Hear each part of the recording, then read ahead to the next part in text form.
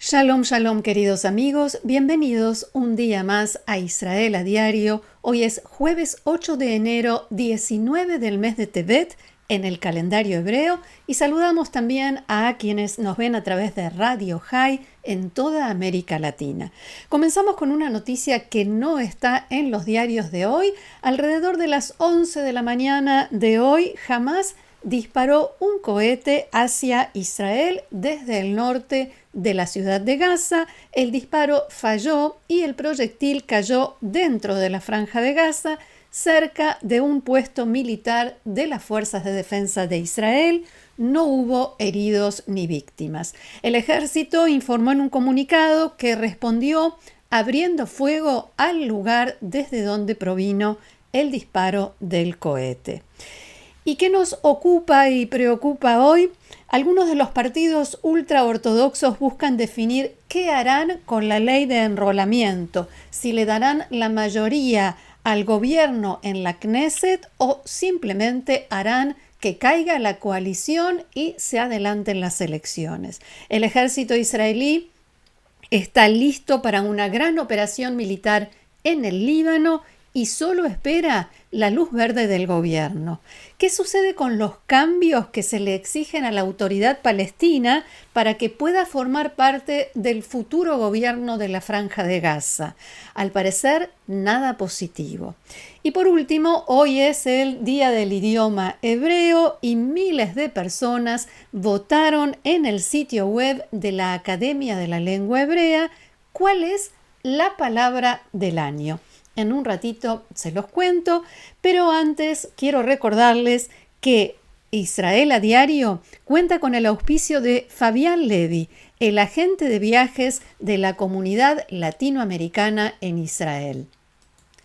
En pantalla tienen todos los datos de contacto, pueden comunicarse con él desde cualquier lugar del mundo, redes sociales, dirección de correo electrónico, todo lo necesario. Y nos vamos ahora a nuestra recorrida por los diarios y otros medios hoy aquí en Israel. Todos los diarios destacan hoy en primera plana el tema de la ley de enrolamiento y qué sucederá con los jóvenes ultraortodoxos, si se sumarán o no a las fuerzas de defensa de Israel, que tanto los necesita, especialmente después de estos últimos 2 años. Del lado derecho de la pantalla vemos el diario Ma'ariv, cuyo título es «Después de la tragedia en la manifestación, la ley de enrolamiento llega a la etapa de definición». La tragedia que costó la vida de Yosef Eisenthal, atropellado, el niño joven de 14 años, atropellado por el conductor de un autobús que fue atacado por manifestantes. Anoche se reunieron los rabinos, líderes espirituales de la facción hasídica Agudat Israel del partido ultraortodoxo Yahadut HaTorah. Todos los medios anunciaron que era una reunión clave, crítica, de la cual dependía el futuro del gobierno, porque en caso de que decidieran votar en contra de la ley, serían 4 votos y la ley y la coalición de gobierno se quedarían sin mayoría. Sin embargo, al final de la reunión, los rabinos no difundieron ningún comunicado ni anunciaron ninguna decisión. Ma'ariv dice que anoche los rabinos se reunieron para decidir si impulsan la versión actual de la ley de enrolamiento o la fecha para las próximas elecciones. Del lado izquierdo, Israel Hayom muestra una imagen de la reunión de ayer y titula «Los rabinos decidieron, se oponen a las sanciones». O sea, no quieren que haya sanciones para los jóvenes ultraortodoxos que no cumplan con el servicio militar obligatorio, cuando para los demás jóvenes, si son desertores, por supuesto, hay sanciones. Seguimos adelante, cambiamos de tema. Después de casi un mes, el brazo armado de Hamás, las brigadas Al-Qassam, habían anunciado ayer que reanudaron la búsqueda de los restos del único rehén israelí que queda en la Franja de Gaza, el policía Ran Gvili, en el barrio Zeitún, en la ciudad de Gaza. En la tarde de ayer, terroristas de Hamás dispararon contra soldados israelíes que patrullaban la zona. Poco después, Tzal eliminó a un comandante de Hamás responsable de organizar ataques contra soldados israelíes allí en el norte de la Franja de Gaza. Después de esta operación israelí, Hamás anunció que, debido a esta eliminación, suspende la búsqueda del cuerpo sin vida de Ran Gvili, quién sabe hasta cuándo. Varios medios informaron en las últimas horas que el presidente de Estados Unidos, Donald Trump, le comunicó la semana pasada al primer ministro Netanyahu su compromiso tanto con el regreso del último rehén como con el desarme de Hamás, pero no está dispuesto a condicionar el inicio de la segunda fase de su plan de paz para Gaza a ninguna de estas dos cuestiones. O sea, de cualquier manera está decidido a iniciar la segunda fase. Y se espera que en los próximos días Trump haga un anuncio sobre la reconstrucción de la Franja de Gaza, el gobierno de tecnócratas y la fuerza internacional de estabilización que quiere establecer allí. Uno de los tantos puntos de desacuerdo entre los gobiernos de Israel y Estados Unidos es el involucramiento, la participación que tendría la autoridad palestina en todo este sistema que Trump quiere imponer en la Franja de Gaza. Y esto me lleva a un artículo que firma hoy el periodista Dani Zaken en el diario Israel Hayom. Allí lo vemos, el título es Propuesta saudita, reformas en la autoridad palestina a cambio del gobierno de Gaza. Es un tema que ya se había barajado y se dejó atrás, especialmente porque los sauditas últimamente se habían alejado, se habían distanciado del tema Franja de Gaza, dejaron de intervenir, pero ahora, nos dice el diario, cambiaron de opinión.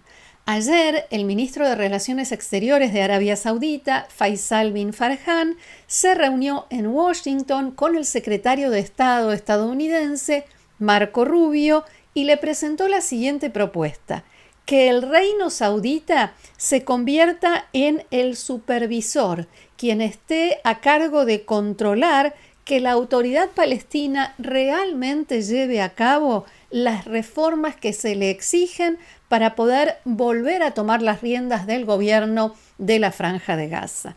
¿Cuáles son esas reformas que le exige Arabia Saudita y que también antes ya había exigido Emiratos Árabes Unidos? Reformas estructurales para terminar con la tremenda corrupción que hay en el gobierno de la autoridad palestina, distanciarse del terrorismo, terminar con la radicalización del sistema educativo y de los predicadores en las mezquitas, la instigación y la incitación al terrorismo y a la radicalización. Israel y Estados Unidos también exigen el fin de los pagos a terroristas y sus familias, los subsidios y salarios que la autoridad palestina les entrega mensualmente por cometer atentados o por organizarlos o por intentar cometer atentados. En la conferencia de prensa en Mar-a-Lago la semana pasada, el primer ministro Netanyahu dijo que mientras la autoridad palestina no cumpla con estas reformas, que también están escritas en el plan de paz de 20 puntos de Donald Trump, Israel se opondrá a que vuelva a involucrarse en la Franja de Gaza. Desde la autoridad palestina declararon que están en pleno proceso de cambio para dejar de hacer los pagos a terroristas y sus familias, pero lo cierto es que lo único que hicieron fue cambiar el sistema. Ahora lo hacen a través de un organismo externo, una ONG que les sirve de cobertura. Y no solo eso, según una investigación del Centro de Asuntos Exteriores y de Seguridad de Jerusalén, a pesar de la tremenda crisis económica de la autoridad palestina, la falta de ingresos y la presión internacional, en Ramallah aumentaron los pagos a terroristas en el año 2025. De acuerdo con este estudio, mientras que en 2024 el gobierno de la Autoridad Palestina pagó aproximadamente 144 millones de dólares a terroristas y sus familias, en 2025 ya había comprometido 214 millones y esto no termina, o sea, esto no significa todo el presupuesto destinado a estos pagos. Mientras tanto, Canal 12 mostró imágenes de un gran ejercicio de entrenamiento que hizo en estos días la policía de la Autoridad Palestina, que más que entrenamiento de policía, parece un ejercicio realizado, un simulacro de un ejército y que incluyó practicar la toma de rehenes. Ellos dicen que estaban practicando el arresto de terroristas de Hamás. Esto se suma a la falta de cambios que recién mencionábamos dentro de la Autoridad Palestina, más estos intensos, realmente muy intensos entrenamientos de las fuerzas palestinas, y las autoridades israelíes, por supuesto, siguen muy de cerca lo que sucede allí, también allí. De Ramallah nos vamos a Teherán y me quedo en el diario Israel Hayom, que plantea que el líder supremo de Irán no solo busca ayuda en las milicias, sus proxies, para reprimir a los civiles en momentos en que las protestas se vuelven cada vez más amplias, violentas y todo parece estar a punto de salirse de control. El periodista Shahar Klein en Israel Hayom dice que el régimen iraní está preparando una serie de respuestas por si es atacado, pero a través de las milicias, no en forma directa, desde los hutíes en Yemen, pasando por las milicias chiitas en Irak y Hezbollah en el Líbano. Pero no solo para una respuesta, sino también por si deciden adelantarse, atacar primero. Sin embargo, en medio de esta situación que se vive en Irán, crisis interna, colapso económico, presión externa, los iraníes también tienen dificultades para activar a las milicias. El ministro de Relaciones Exteriores de Irán, Abbas Araghchi, visita hoy el Líbano y tiene en agenda reuniones con funcionarios del más alto rango del gobierno libanés, pero también con el liderazgo de Hezbollah. En esta etapa, el secretario general de Hezbollah, Naim Qassem, quiere concentrarse en la recuperación de sus fuerzas y armamento. Por eso, por ahora, Hezbollah no reacciona a los ataques de Israel en el Líbano desde que comenzó el cese de fuego. Pero si Hezbollah participa en un eventual ataque iraní, si se suma, esto le daría a Israel la justificación perfecta para atacar a la organización libanesa cuando sus fuerzas todavía no están preparadas, al menos no del todo. Al mismo tiempo, una vez más, Hezbollah quedaría en muy mala situación ante los libaneses, peor, como quien los vuelve a arrastrar a una guerra ajena y trata a su gente como carne de cañón. A propósito del Líbano, Irán y Hezbollah, el ultimátum para desarmar a Hezbollah al sur del río Litani venció hace más de una semana y el ejército del Líbano difundió esta mañana un comunicado. Allí lo vemos en el informe de Kan, la televisión pública israelí en hebreo. Decía, el ejército difundió un comunicado que dice que hay un avance significativo en el desarme de Hezbollah en la zona ubicada entre la frontera con Israel y el río Litani, o sea, el sur del Líbano. Prácticamente están diciendo que desarmaron a Hezbollah en esa zona, pero el comunicado tiene letra pequeña, como algunos contratos, porque dice que la actividad del ejército en esta zona continúa porque tiene que ocuparse de municiones y bombas que quedaron allí sin detonar y de los túneles de Hezbollah, aunque no mencionan a Hezbollah en el comunicado, y porque quieren tomar medidas para establecer el control total del ejército libanés en esa zona e impedir que los grupos terroristas vuelvan a armarse. O sea, no terminaron de desarmar a Hezbollah, apenas empezaron. Y obviamente, ¿quién tiene la culpa de que el ejército libanés no haya logrado desarmar a Hezbollah en el sur del Líbano? Adivinaron, Israel. Porque, según dice el comunicado, continúan los ataques israelíes contra territorio libanés y la ocupación de varias posiciones y zonas, y por eso el ejército libanés no tiene acceso a esas áreas. O sea, porque Israel está en esos 5 puntos en los que se quedó, entonces el ejército libanés teóricamente no puede desarmar a Hezbollah. Cualquiera con un poco de sentido común puede darse cuenta de que en la zona en la que está el ejército israelí no está Hezbollah. Seguimos en el Líbano y en el diario Ma'ariv, que titula en este artículo: de cara a una operación militar israelí en el Líbano, en las Fuerzas de Defensa de Israel esperan la decisión del gobierno.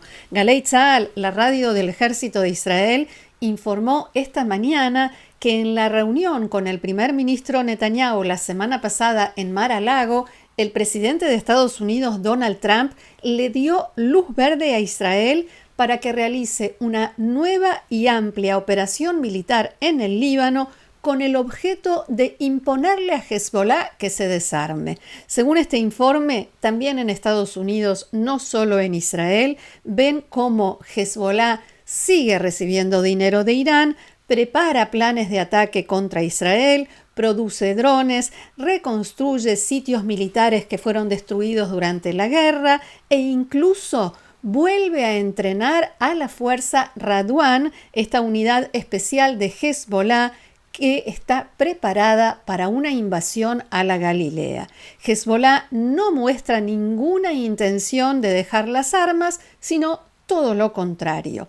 De acuerdo con Galei Tzahal, la operación planificada por Israel incluirá amplios ataques aéreos en el Líbano sin incursión terrestre, sin ingreso de tropas en territorio libanés. Funcionarios israelíes de alto rango citados por Canal 12 de la televisión israelí dijeron que la decisión ya está tomada, no hay más remedio que frenar a Hezbollah. Según estas fuentes, una nueva operación militar israelí en el Líbano no es una cuestión de si se hará, sino cuándo.